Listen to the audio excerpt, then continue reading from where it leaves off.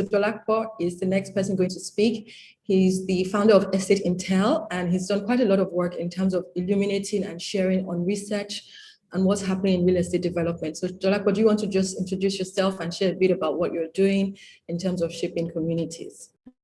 Thank you. Thank you very much, Adu. Yes, I lead the team at Estate Intel.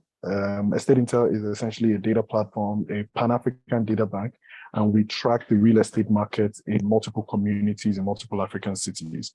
To start off with, we like looking at cities because cities are unique, and I think they're very important to individual countries' growth.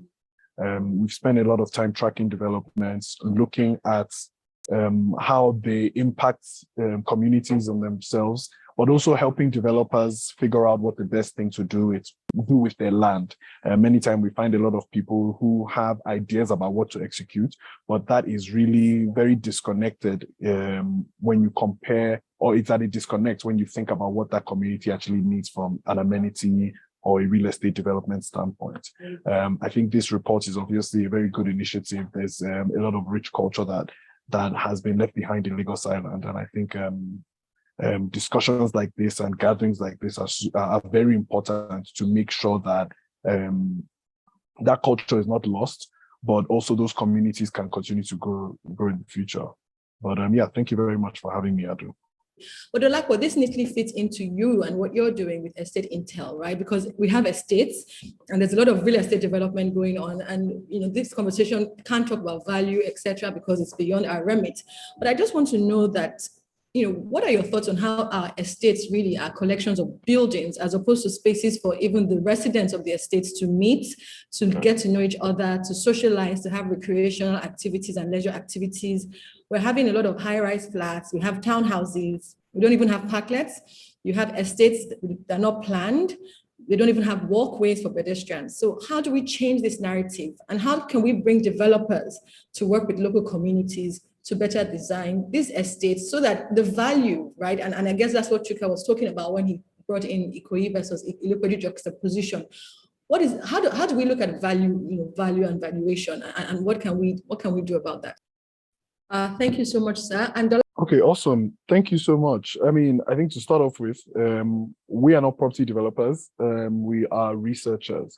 But I think, yeah, it's an important question, and it's a question that we get as well, the way these estates, the way these projects are being designed, and are they really incorporating the additional amenities that people require to live just to live a decent life, things like the parks and the like the Chuka had mentioned.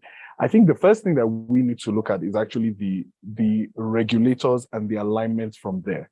The regulators being the people who are doing the planning authorities, and the people that are able to enforce that. Because if we try and hold just the developers accountable, they're only going to be doing so if it's a nice to have. So developers inherently are making property to make a profit. So they're putting together projects, they're putting together housing units and trying to maximize the amount of money they make. I mean, there's really it can be put in as black and white as that. I think developers, and there are a few that are able to incorporate some nice green spaces and think about circulation, think about additional amenities, often do so just because they think this is the right thing to do. But I think that isn't the way we can't really expect everybody to operate in that manner. And the way this typically works in more organized systems is that there is sufficient regulation and sufficient enforcement. So if we're saying that, okay, if you have a plot of land, you need to make sure that you're not designing, you are keeping X% for green spaces, and for every number of housing units you need to make sure that there's a parklet. If a developer has a piece of land, he's going to try and maximize it. And if he can sell it and people are actually going to buy, the residents are going to be fine with it. In his objective of making profit, that will be met. Some are not going to go that route, but we need to understand that we need to understand what the property developer's objective is. Now, I'm not saying or justifying that is 100% fine, and it would be nice if many of them can start to incorporate some of the things that we're discussing. I think that is very important for quality of life, especially as the city becomes more and more congested. But I think we really need to get more regulatory guidance and enforcement, because that is what can scale. I think if we have these discussions and we're able to get a few developers on board to think about how to incorporate some additional amenities that can improve the quality of life, I think that's fine. But if we really want to scale and have like a city-wide, community-wide impact, we really need to start figuring out how the regulators can sit up and stand properly, account for these things that are required, and then also enforce it.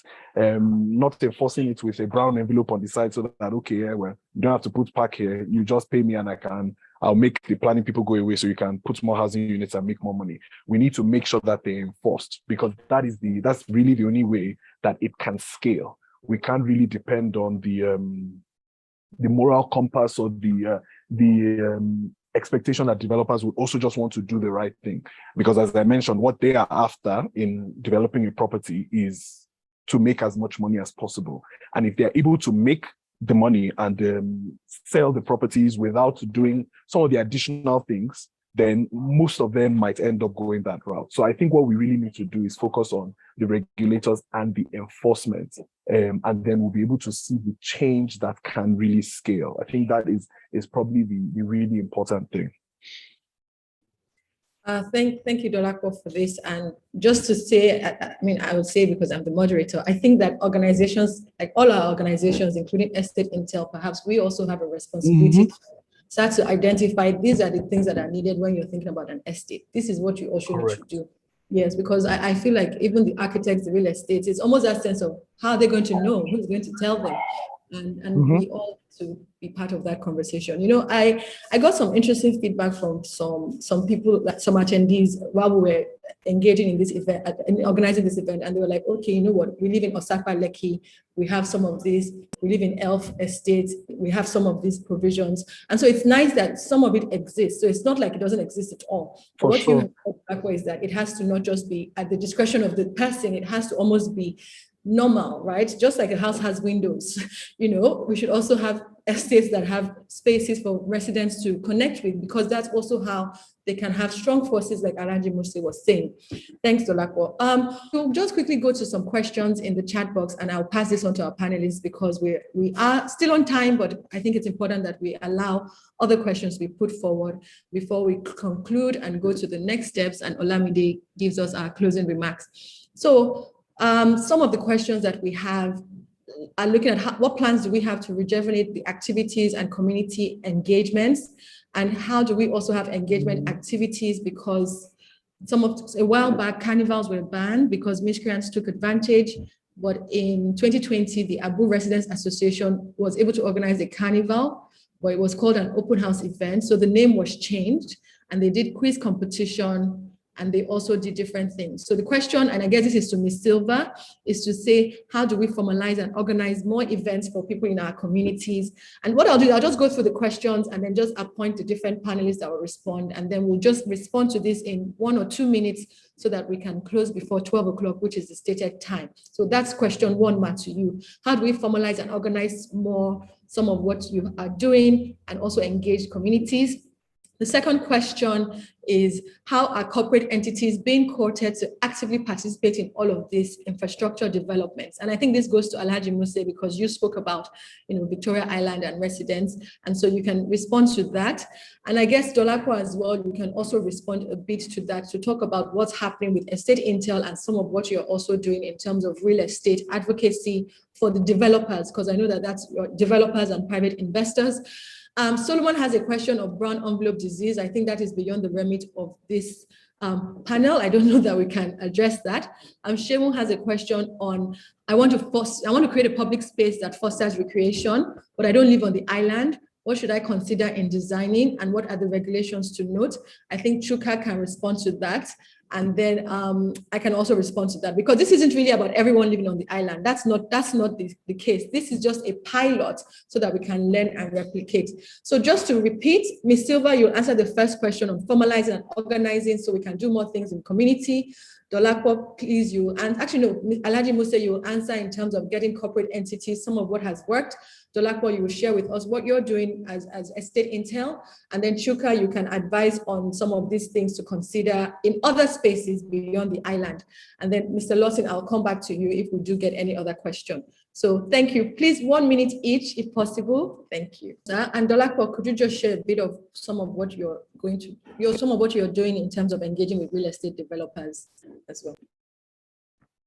I mean, in terms of what we're currently doing, when we're speaking with developers who have plans to do projects, we spend a lot of time doing surveys, understanding what the residents want, or not even residents, the target market of the area. So if we're looking at Yaba, for example, where we're speaking to students, we're speaking to young professionals, we're speaking to the businesses within the area and just trying to understand, okay, what is the current gap in the market? Based on that gap, what is the data saying about which sectors are actually performing well? And then we try and marry the two to identify the sectors that actually require the investment in real estate, not just, I want to do a 20-floor building, I want to do a 10-floor building. We're looking at, okay, what's the demand like? What's going to perform well, and what is actually missing in the society or in the community that we can potentially integrate. Excuse the noise. But I mean, just to also add very quickly, I just stepped out of a conference where people are speaking about green building and ESG. And one of the resolutions was that, hey, if other property developers are moving forward with their developments, they are not including any environmental, social, or governance considerations, and they're still selling their properties, what is the incentive for me to spend an additional amount of capital or additional money, and then I'm not getting the same return? I think, like I said, we need to remember that these are property developers, so we need to also make sure that incentives are aligned. There should be rewards for incorporating some of these things, and we should also be educating the end users of the product. So in a community, it's the residents, it's the businesses there, to appreciate and value developers who are not going the aggressive profit route, that are considering these additional amenities that we've spoken about today, so that they can also be appreciated and rewarded by the end consumers. I think until we align those, until we align those incentives, it's going to be a very difficult thing to execute. But yeah, thank you very much. Thank you, Dolapo. And again, I want to thank you. Like I said, even Ms. Silva was catching a flight today. He's in a conference, but again, it's about seeing that they could make the time and be in two places at the same time. So I really respect and appreciate this.